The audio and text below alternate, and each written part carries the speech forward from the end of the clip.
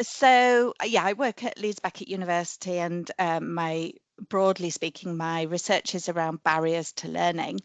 And when I was asked to do this by Becky, I figured that perhaps one of the best ways was to introduce two pieces of research that I've been involved in, but both have a common theme of writing.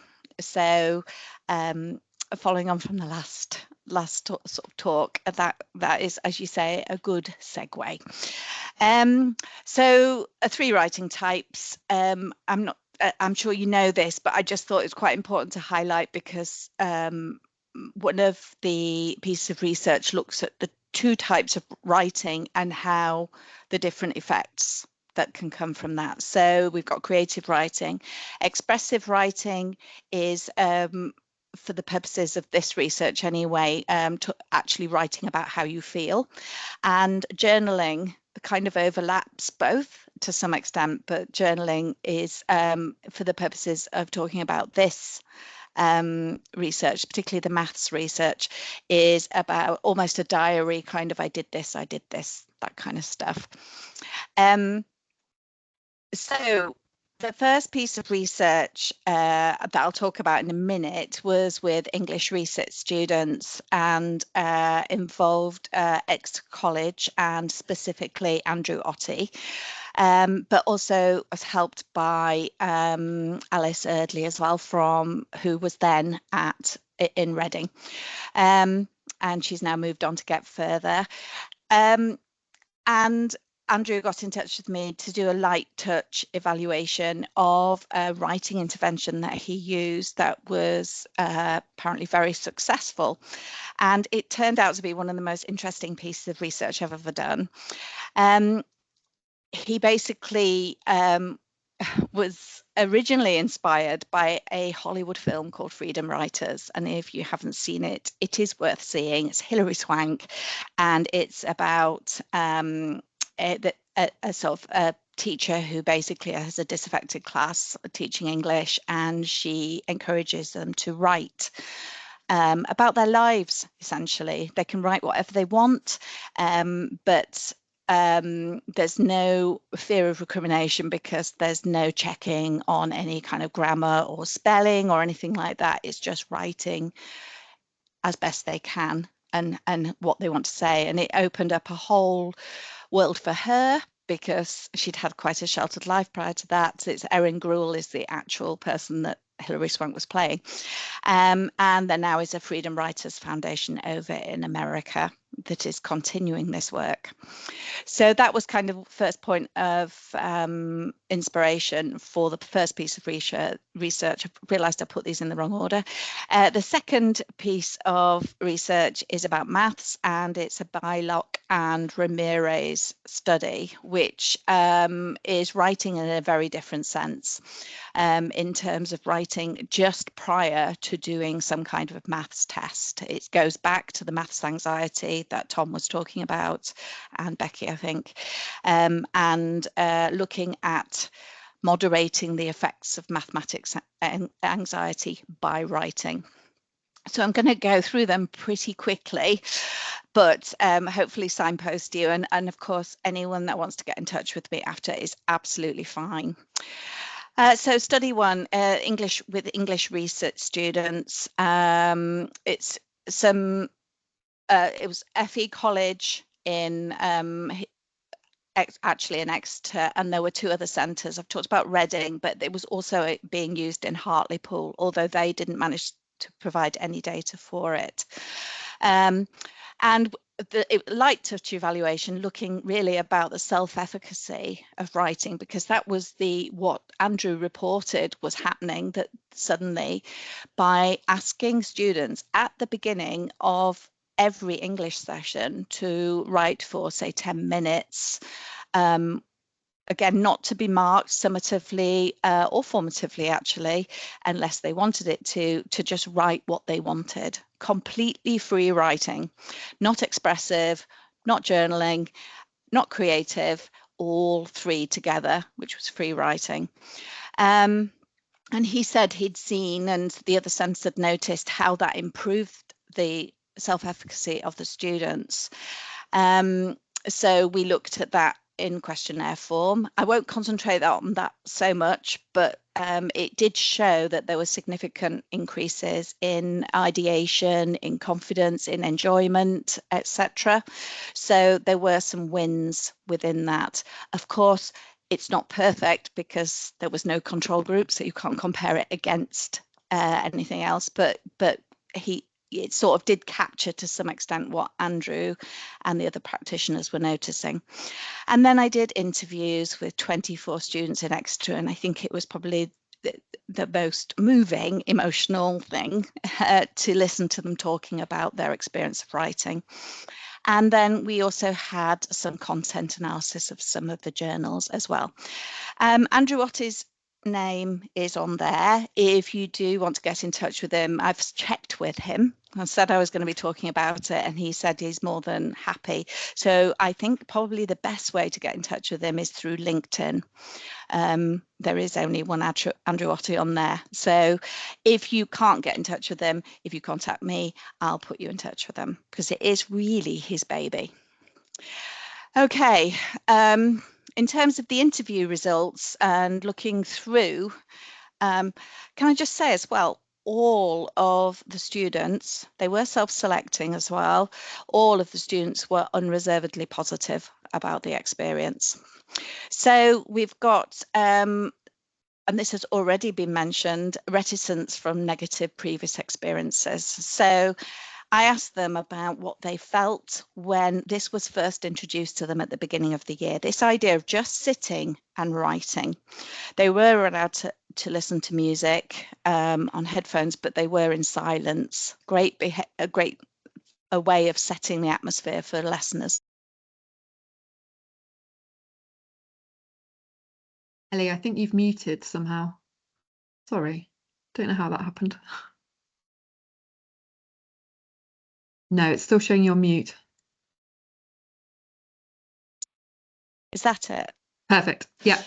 Okay, sorry everyone. So they all said they felt what was the point of sitting and just writing for any when it wasn't going to be marked, when it wasn't on the GCSE exam. It's done it again, hasn't it? They said that they felt it was a stupid idea, and that's why I've chosen this particular quote, because it said a lot of us were thinking that's a stupid idea, it's a waste of time, and then we got given them, i.e. the journals that they wrote in the books, and we were doing them and it actually helps. It definitely has. Yeah. Okay, so straight from the horse's mouth. There was also an increase in confidence. Again, I've just picked one quote because I know we're short of time. I think it's helped me. It's definitely helped me with getting my ideas in my head onto paper. Kind of made me enjoy writing a little bit more because I have that time to write about whatever I want to write about. Okay, so again, that was noticed by practitioners, but it was nice to capture some of that in interviews. Why is it not moving on? Having a bit of a moment. Yeah, it is. I thought Premier Inn was pushing it really, but anyway, can anyone move it on for me or not? No, I have. Done it. Let's go with it. Let's just wing it. You're fine. But the last thing I think perhaps that had the most impact for me personally was the intervention being a therapeutic tool used by the students themselves to get things out of their head and onto paper to make themselves feel better. So I've put lots of quotes up there, and I'm aware we're short of time. But the simple one, let's see, fourth down. So the intervention, just let me write, calms me down again, lets me write more. So, and they did talk about that relaxing element of it and the fact that they actually enjoyed it. And some of them, not all of them, but some of them went on to say that they would carry on doing it. They all also said that they thought it should be introduced in secondary schools. Every one of them said that. So that's something I know not so much for you guys, but certainly something to consider further on. Okay, study 2 for maths wasn't with FE students, but I thought I'd introduce it because there's a potential, I think, in FE for this. So I've talked about the Ramirez and Bylock procedure, the idea, the research, and it was a simple idea of actually asking students to, or giving them the opportunity to write just before they went into an exam. The idea was proposed to reduce anxiety and to, if you're aware of cognitive load, to reduce the cognitive load that can come with anxiety. Maths, you know, certainly any kind of calculations need to have a very free kind of working memory, and by writing prior to the exam or test, it can free some space up from the anxiety, get it onto the paper, and then loosen, you know, sort of, I guess, loosen the memory a little bit and allow better executive functioning. So I worked with Dr. Trish Hulsh, who at Leeds Beckett, and Louise Wem, who's at Bradford, and we looked at student nurses. Student nurses have to complete a safe medication exam and a prescribing exam every year to be able to continue in the course, and it requires a lot of mental calculation because of the practical implications of not being able to calculate on the spot. What we wanted to do initially, this is sort of the first part of it, what we're looking at, is look at what Ramirez and Bylock did, which was look at anxiety-specific writing, expressive writing, and general journal writing. We wanted to look to see if there was a difference, basically. We had so we kind of put the expressive writing task to 42 of the students before a mock exam. Can I emphasize it was a mock, it wasn't the actual one, because we just felt it was a bit unethical to do it prior to the actual exam. And 44 of them did a neutral writing task, which was like a diary, and then we looked at the various outcomes, and we didn't find any differences between the two types of writing, which, although that sounds like, oh, it didn't work or whatever, we didn't look at whether it reduced anxiety, because that's something we'll have to do with more students, basically. But we did sort of find that it doesn't matter what they wrote. You know, they could write about how they were feeling, or they could write a neutral task. It was the act of writing that actually seemed to calm them down. And they anecdotally, and I have to emphasize that it's anecdotal, felt that that was the case, that it was a positive thing for them to do. So yeah, that's so we looked also at what the expressive group wrote. And what was apparent, there were 3 themes. There was heightened emotion, medication-specific anxiety, and looking back. So there was a lot of the word panic in there, the whole thing about maths making them feel sick. These are student nurses. These aren't FE Resits students, but they were still very, very negative about it. Sweating, just basically a lot of anxiety.